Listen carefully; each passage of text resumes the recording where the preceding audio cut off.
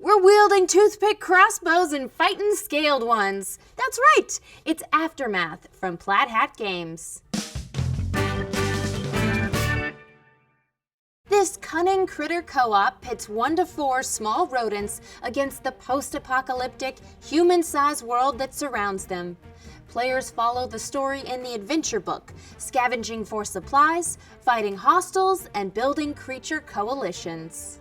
Before setting up the game, first open the box and organize the cards and tokens as listed on the handy one-sheet labeled "Read Me First." After you've separated everything, set up your first game by placing the adventure book in the center of the table. Place the sideboard on the right side of the book.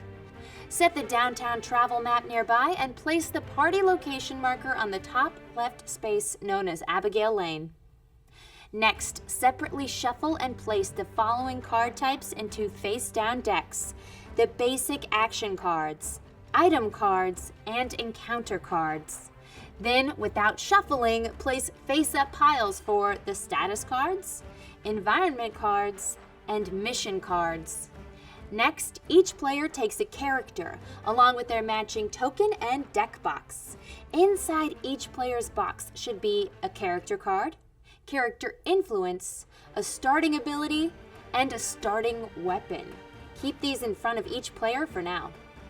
Place the campaign dashboard, situation token, and resolution dice near the adventure book.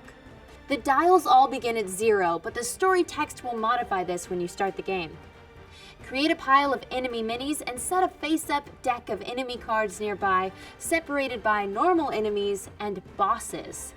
Gather all scavenge tokens face down and separate them by difficulty number. Finally, form a supply for the tokens of the game. If this is your first game, you'll start on page 2. Otherwise, begin your game on page 3. Let's look at the adventure book.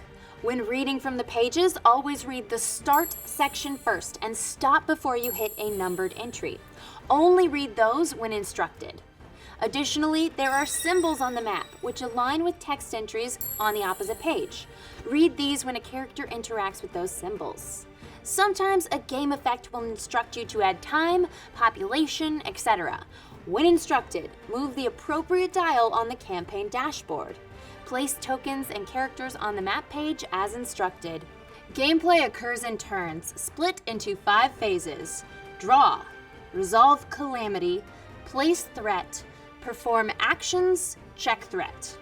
First up, in the draw step, the active player draws action cards until they have 5 in hand. If they have action cards in their hand from a previous turn, they may discard any or all of them.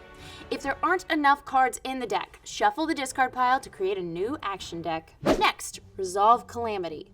If a calamity card was drawn, indicated by this symbol here, the active player reveals and discards it. If the calamity has already been resolved on the current page of the adventure book, the card has no effect.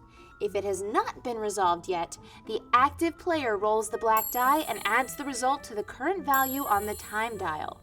If the total is equal to or higher than the value listed on the calamity entry, resolve it. Next, place threat by adding any black threat cards drawn this turn onto the threat track in random order in slots not already containing threat cards. If there's an enemy there already, place the threat card underneath. Next, the player may perform actions. All the remaining action cards in their hand may be used to play as many actions as they wish, provided they have cards to spend. Action cards include a value and a type. Let's take a look at some of the actions available. Move allows a player to discard a single action card and gain movement points equal to the number listed.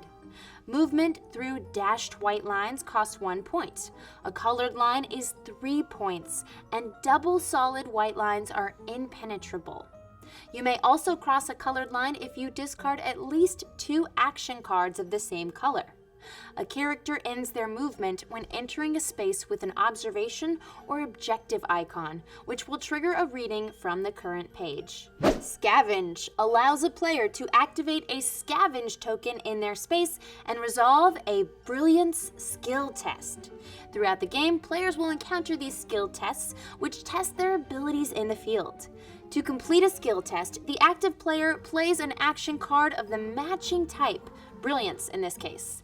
They then may optionally play more action cards as long as they match the color or number of the first card played. Then they roll the white die and add together the value of the card or cards played, the bonus attribute value on their character card, all bonuses from items, and the result on the white die. If the result is equal to or higher than the difficulty value, the test is passed. In the case of the scavenge action, the token is flipped and the reward on the back is gained. There's a variety of other actions including recover, encourage, communicate, equip, and attack. Check the rulebook for the skill type needed to resolve those actions. After taking their actions, the active player proceeds to the check threat step. What happens here depends on the status token. If the situation is safe, then check if there are 4 or more threat cards on the threat track. Go to the threat entry on the current page of the adventure book. If it is hostile, check if the number of threat cards equals or exceeds the number of enemies on the track. If so, resolve an enemy turn, which occurs in 5 steps. Determine action by checking the value of the threat card and match it to the enemy's action, which will be its movement, range, and strength for the activation. Move by moving the enemy a number of spaces up to their movement value toward the nearest character. If they already share a space with the character, they don't move. Enemies can cross colored lines with only 1 movement point.